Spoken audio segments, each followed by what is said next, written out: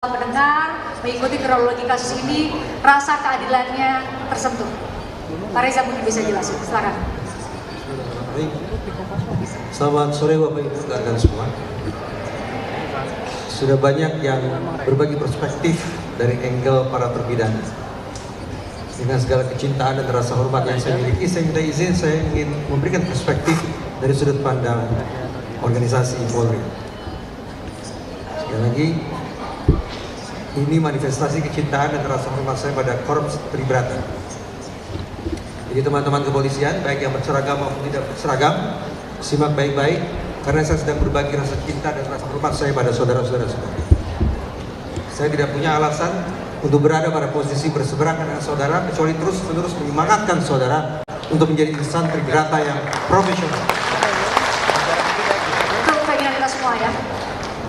Bapak Ibu, rekan-rekan semua, terutama apabila hadir teman-teman Korps Tribrata, saya mencoba menanyai sekian banyak orang tentang apa yang bisa kita simpulkan terkait dengan penanganan kasus Cirebon 2016. Akan sebelumnya juga kasus Cirebon 2024 terkait dengan penangkapan Teddy Setiawan. Tapi kita fokus pada kasus Cirebon 2016. Sekian banyak saya tanya.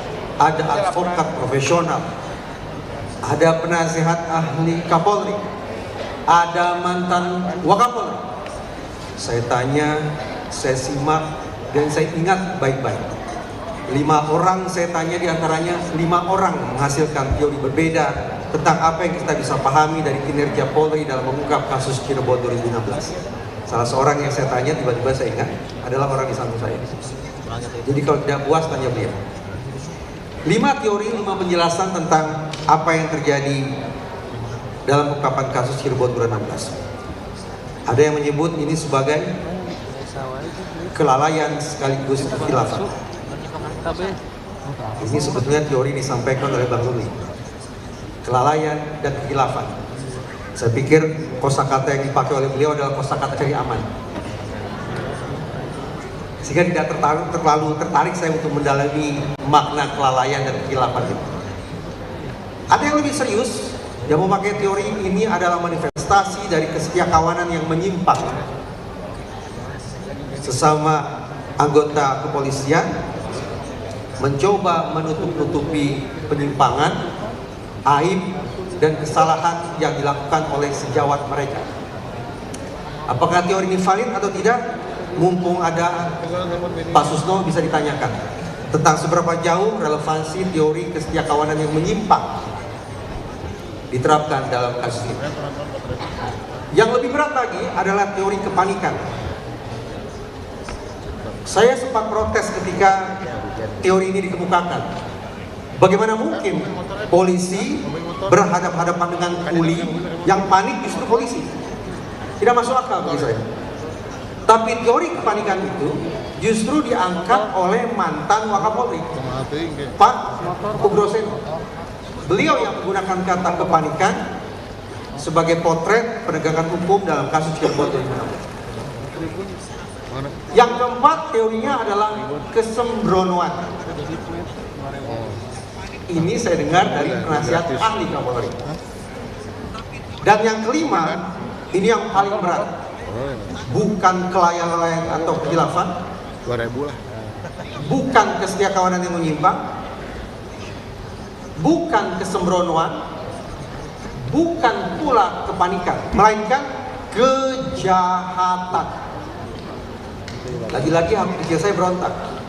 Bagaimana mungkin terhadap institusi kepolisian ditempel kata kejahatan? Tapi itulah teori yang saya simak terkait dengan, sekali lagi, apa yang mereka potret terkait dengan pengungkapan kasus Cirebon 2016. 5 kata yang sesungguhnya sama sekali tidak menyenangkan untuk disimak.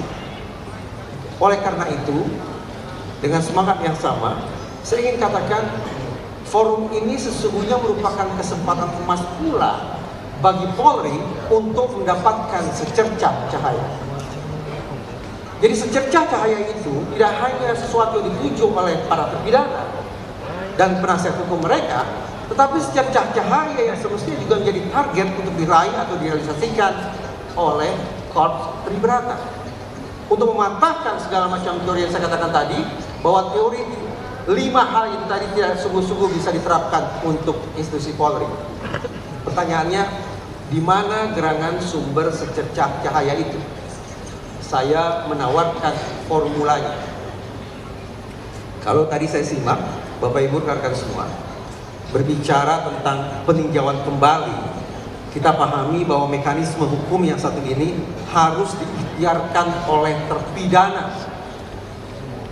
Jadi terpidana lah, penasihat hukum mereka lah yang harus berpeluh-peluh, yang memeras keringat, yang banting tulang untuk menemukan novum tersebut.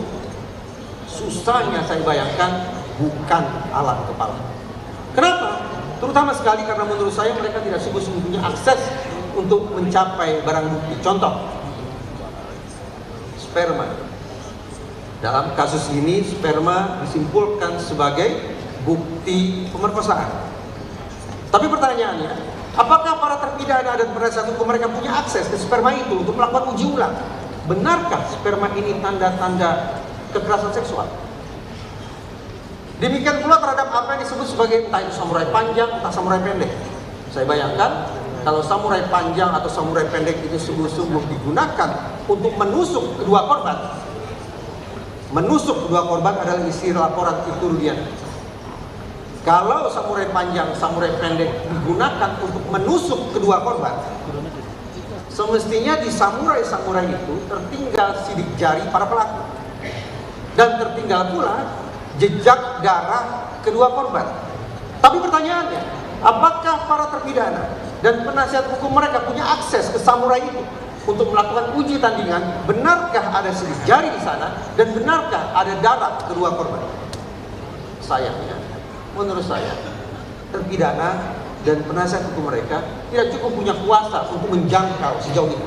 Karena itulah, menurut saya, Bapak Ibu rekan semua, serta teman-teman Polri yang saya cintai, dengan segala kerendahan hati untuk kesekian kalinya saya ulangi, lakukan eksaminasi ke titik hulu secara prosedural, secara proporsional, secara profesional. Sudah tepatkah penanganan kasus Cirebon 2016? Sekiranya Polri mau rendah hati melakukan eksaminasi ke titik hulu dan membenarkan testimoni sekaligus otokritik Jenderal Listio Sigit bahwa pengungkapan kasus Cirebon 2016 tidak sungguh-sungguh taat pada kaidah saintifik, maka menurut saya ini merupakan sebuah novum. Dan kalau ini merupakan sebuah novum, maka alih-alih menunggu terpidana serta penasihat hukum mereka yang bekerja, justru Polri lah yang mengambil langkah cepat membawa novum tersebut ke Mahkamah Hukum untuk menggerakkan peninjauan kembali.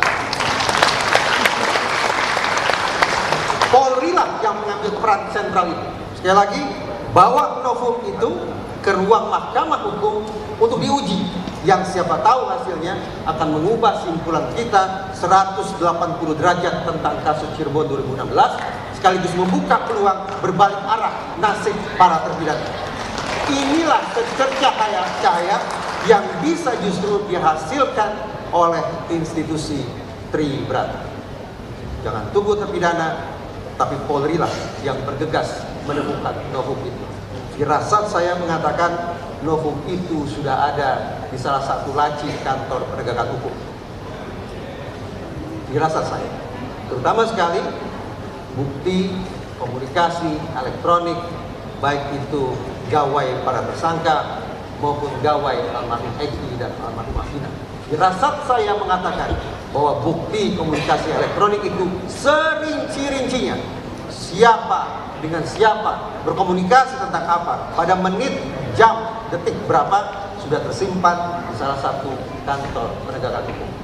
Buka itu, bawa ke ruang hukum, ubah nasib para terpidana, ubah catatan publik, ubah teori tentang Polri yang saya sebut tadi.